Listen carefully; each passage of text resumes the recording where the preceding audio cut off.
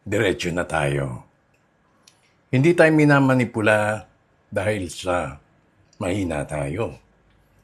Minamanipula tayo dahil tayo'y tao. At ang politika, bago pa man maging batas o eleksyon, ay psychology muna. Hindi ito nagsisimula sa plataforma, kundi nagsisimula ito sa ilusyon.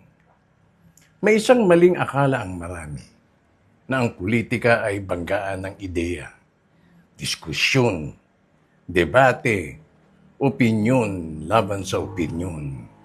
Pero ang totoo, bihira talagang labanan ng ideya ang politika. Mas madalas, ito'y paglikha ng ilusyon. Ilusyon na may kaaway, may tagapagligtas, may agarang panganib, may simpleng solusyon, may 10K daw, kahit wala pa namang ebidensya, napapatunayan, o kaya wala pang aktwal na aksyon, walang patutuo. Sa political psychology, may mahalagang prinsipyo. Unay, hindi mo kailangang baguhin ang realidad. Kaya, kung kaya mong baguhin ang pakiramdam ng tao, ang isipan ng tao tungkol sa isang issue, kapag nagbago ang pakiramdam, susunod na ang interpretasyon. At kapag nagbago ang interpretasyon, susunod ang desisyon. Dito pumapasok ang illusion creation. Hindi ka pinapaniwala ng buo kundi unti-unti kang ini-steer.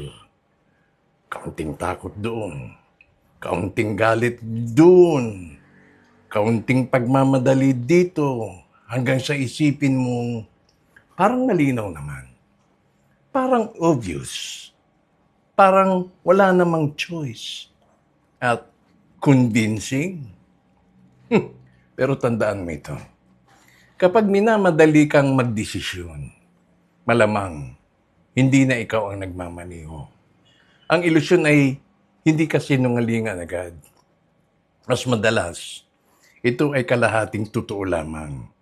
Puno ng emosyon, naka-frame, paulit-ulit na inuukit hanggang ang kasinungalingan ay nagiging totoo na sa ating pandinig.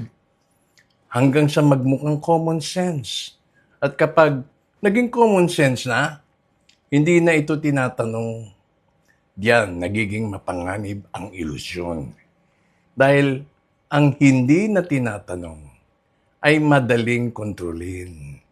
Kaya ang layunin ng programang ito na atin pong sisimulan, hindi para sabihin sa iyo kung sino ang tama, kung sino ang dapat nating panigan. Hindi inuutusan kung sino ang iyong paniniwalaan. Kundi para ipakita sa iyo, paano nga ba binubuo ang ilusyon? Anong trigger ang ginagamit at kailan ka dapat huminto at magtanong sa iyong sarili? Ito ang political psychology. Hindi para guluhin ang isip mo, kundi para ibalik ito sa iyo. Kung gusto mong maintindihan ang politika, huwag ka munang tumingin sa mga sabi-sabi. Tingnan mo muna kung ano ang ipinararamdam sa iyo.